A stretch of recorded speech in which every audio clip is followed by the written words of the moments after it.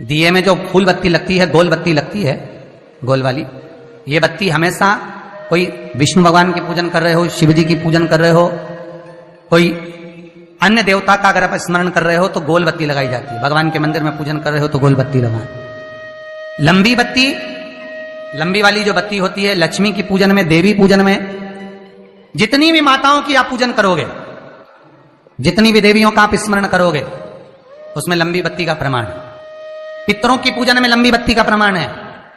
पितरों को कभी गोल बत्ती नहीं लगती। आप मटके के पास में, परिंदे के पास में, जल के पात्र के पास में कोई भी अगर दिया लगाएंगे तो वहां गोल बत्ती रखकर लगाएंगे तो घर में लक्ष्मी नहीं टिकेगी। कई लोग कहते हैं कि परिंदे के पास, मटके के पास में, पानी के स्रोत के पास में जहां जल भरते हैं, हंडा रखते हैं, टंकी रखते हैं, वहां पर मटके के पास बत्ती लगाओ, दिया लगाओ, पितर शांत रहेंगे। तो पितरों को शांत करो, मना नहीं है, पर दिया लगाने का नियम है कि पितरों को अगर आप दिया लगा रही हो मटके के पास, परिंदे के पास, या अमावस्या के दिन पितरों के लिए अगर दीप लगा रही हो तो गोल बत्ती अगर लगाओगी तो कार्य कभी सफल नहीं होगा। धन आएगा जाएगा, टिकेगा नहीं। इसलिए पितरों के लिए अगर दिया लगाना है, पूर्वजों के लिए दिया लगाना है, पितरों के लिए अगर दीप लगाना है तो लंबी बत्ती लगाइए, लंबी बत्ती। महाराज लंबी बत्ती का प्रमाण हमारे यहां शास्त्र का, गोल बत्ती का प्रमाण। और सुंदर चरित्र कहा, यदि आपके जीवन में बहुत ज्यादा लक्ष्मी से तकलीफ है, कष्ट बहुत ज्यादा है, या इसलिए शायद कहा जाता है कि भगवान को सर्वश्रेष्ठ कौन सा चंदन अच्छा लगता है। आपको पहले भी कथा में कहा, आगरा की कथा अगर किसी ने सुनी होगी तो उसमें वर्णन किया। भगवान को सर्वश्रेष्ठ चंदन कौन सा, भगवान को सर्वश्रेष्ठ चंदन कौन सा प्रिय है, वो कौन सा चंदन है जो भगवान विष्णु को लगाएं, राम को लगाएं, कृष्ण को लगाएं, वो कौन सा चंदन है जो श्री हरि को लगाया जाए। तो जीते जी भगवान विष्णु एक बार गले लगाते हैं, उसको कहते हैं हरि चंदन। कौन सा चंदन है? हरि चंदन। हरि चंदन बाजार में नहीं मिलेगा, हरि चंदन आपको बनाना पड़ेगा। कैसे बनाना है?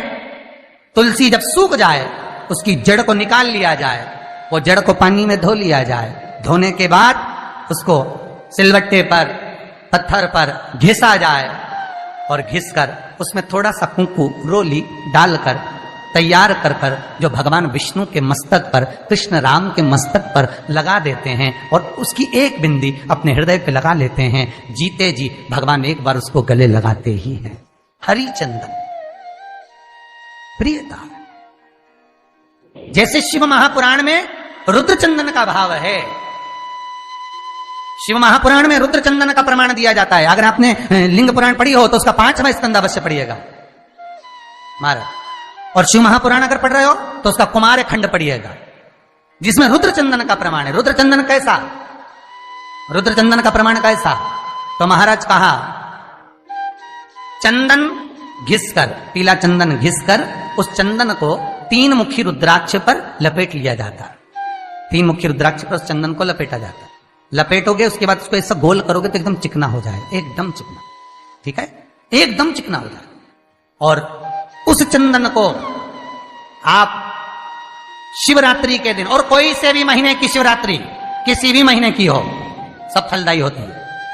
अगर आप पंचांग में देखेंगे तो शिवरात्रि लिखी हुई आती है, हर महीने शिवरात्रि पड़ती है। किसी भी महीने की शिवरात्रि पर रुद्र चंदन, अर्थात जो चंदन का आपने 3 मुखी रुद्राक्ष में लेपन करा है, उसका गोला बनाया है, वो चंदन अच्छा मोटा मोटा कर लेना, अच्छा बढ़िया, ऐसा नहीं थोड़ा बहुत ही लगा, पूरा रुद्राक्ष दिखना नहीं चाहिए। पूरा लपेट कर उसको शंकर के शिवलिंग पर ले जाकर रख दीजिए, और फिर धीरे धीरे शंकर भगवान का जल अभिषेक करना प्रारंभ कर दीजिए। वो चंदन पूरा धीरे धीरे शंकर के शिवलिंग पर डलना चाहिए। शंकर के मूल मंत्र श्री शिवाय नमस्तुभ्यम का जाप करिए। यह कहलाता है रुद्र चंदन। इस चंदन के अभिषेक से महाराज जो काम नहीं होता, आप कर कर उस कार्य को प्राप्त कर सकते, सिद्ध कर सकते। रुद्र चंदन, हरि चंदन, रुद्र चंदन, ये वो चंदन है जो जीवन का सुख प्रदान करने वाले, हरि तत्व देने। मंगल है, राहु है, केतु है, दशा बेकार चल रही है, लक्ष्मी नहीं आ रही, कष्ट बहुत है, फैक्ट्रियां नहीं चल रही, कहीं मत जाओ, मेरे शिव की शरण में जाकर एक बार शिव महापुराण को पूरी सुनो, शास्त्र के हटकर कुछ नहीं बोलेंगे। जो शास्त्र सम्मत है, स्कंद पुराण में, विष्णु पुराण में, नर्मदा पुराण में, लिंग पुराण में, शिव महापुराण में, भविष्य पुराण में जितनी जितनी बातें लिखी होती है उसको छाट छाट कर लेकर आते हैं, आपको बता देते हैं कि आप ये कर लो, उससे फायदा मिल जाएगा। कोई ज्योतिषी नहीं, कोई कुछ नहीं, बस केवल भजन करो, शंकर का अनुमोदन करो और विश्वास रखो शंकर पर, तो किसी को 1 रुपया देने की जरूरत नहीं पड़ेगी। भजन करो, विश्वास शंकर पर रखना, जन्म मरण और परण वो देगा, सुख वो देगा, समृद्धि वो देगा। जिसके घर में बहु रिद्धि सिद्धि हो, जिसके घर में अमोद और प्रमोद पोते हो, जिसके घर में शुभ और लाभ दरवाजे पर बेटे बनकर विराजमान होते हो, जिसके घर में स्वयं अखंड सौभाग्य देने वाली पार्वती हो, जिसके घर में लक्ष्मी देने वाली लक्ष्मी बेलपत्र के पेड़ के नीचे झाड़ू लगाती हो, जो स्वयं सरस्वती को स्वर प्रदान करता है वो शंकर है। जब सब कुछ उसके पास में है, कुबेर का खजाना वो चोर को दे देता है, जब सर्वस्वता उसके पास है, तो आप इधर उधर डोलते क्यों हो? क्यों डोलो? उस पर विश्वास रखो। वो शंभु, वो शंकर, वो त्रिकालदर्शी, वो कैलाशी, वो अविनाशी सुख देगा, आनंद देगा। पाने का तरीका केवल उसको रिझाओ। जो मंदिर आपसे दूर हो, जिस मंदिर में कोई नहीं जाता, जिस मंदिर में कोई दिया तक नहीं लगाता, उस मंदिर में तुम जाओ और उस मंदिर में एक दिन जाकर प्रकाश करकर आना, एक बार दिया जला कर आना, मंदिर की सफाई कर आना, शंकर जी पे जल चढ़ाकर उनको स्नान कराकर, कोई पत्ती पेड़ पौधे की पास में तोड़ के चढ़ाया आना। 2-4 बार कर कर देखना कितना शांति, कितना धीरज, कितना आनंद, कितनी समृद्धि, कितनी लक्ष्मी मिलती है। तुम करोगे तुम्हारा पेट भराएगा, हम करेंगे हमारा पेट भराएगा। स्वयं करिए। तो ब्रह्मलोक के देवता ब्रह्मा हैं, वैकुंठ के देवता भगवान विष्णु हैं, और मृत्यु लोक का अगर कोई देव है तो वो महादेव है, केवल शंकर, केवल शिव, मृत्यु लोक का देव। अभी एक विचार करो, तुम्हारे घर में अगर थोड़ी सी तकलीफ आई तो सबसे पहले अमेरिका में लड़का रह रहा वो आएगा क्या? पूना में बच्चे रह रहे हैं वो आएंगे क्या? इंदौर में बेटी रह रही वो आएगी क्या? उज्जैन में कोई रह रहा है वो आएगा क्या? सबसे पहले वो आएगा जो तुम्हारे घर के पास होगा या घर के करीब में होगा, बिल्कुल लगा हुआ होगा या घर में होगा। अब आप कहां रहते हो?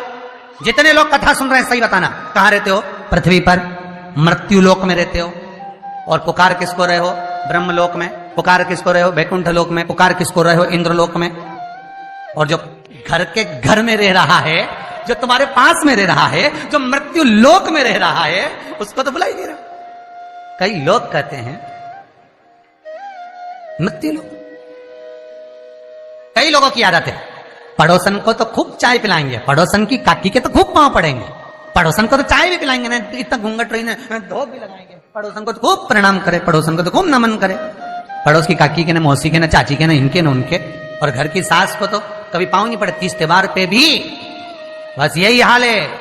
जितना पड़ोसी है नहीं, जितना देवी देवता सबके तो धोख लगाए, सबके ने प्रणाम करे। और जो सास घर में बैठी है, महादेव जो मृत्यु लोक का देव है, इसके तो प्रणाम ही नहीं करे। तो किसी ने शंकर भगवान से पूछा, भोलेनाथ सब भगवान इधर, ये देवता का नाम, वो देवता का नाम, वो देवी का नाम, वो देवता का नाम सब ले, और तुमको तो कोई पूछे ही नहीं। शंकर भगवान बोले, भले नहीं पूछे, मरने के बाद तो मेरे पास ही आएगा। मेरे ससुर ने मुझे श्राप दिया है, दक्ष प्रजापति ने, शंकर मैं तुझे श्राप देता हूं कि तू शमशान में निवास करेगा। शंकर भगवान कह रहे, मैं तो शमशान में रह रहा हूं, जीते जी नहीं आएगा तो मरने के बाद तो आएगा। बापड़ा ऐसी गीली लकड़ी में जलाऊंगा, 3 दिन ठंडा नहीं करने दूंगा। आ मेरे पास, तब बताऊं तेरे। और तुम देखना 3 दिन तक ठंडा नहीं हो, पानी डाल डाल के ठंडा करना पड़े, जब जाके रात में से वो हड्डियां बटोरना पड़े। शंकर जी ने ठंडा करे, जपा दुनिया को जपा, मुझे भूल गया। जो करीब में है पहले उसको बुलाओ, साथ वो देगा। जो तुम्हारे पास में है पहले उसको बुलाओ, ले जाकर हॉस्पिटल तो छोड़ ही देगा। मृत्यु लोक का देव महादेव शंकर है। कष्ट भी हो तो पहले उससे कहो, दुख भी है पहले उससे कहो, रोग भी है पहले उससे कहो, अदालत में केस भी चल रहा है उससे कहो, पेशी करने जा रहे हो पहले उससे कहो। उसको कहो कि मैंने अब तेरे भरोसे पर सब सो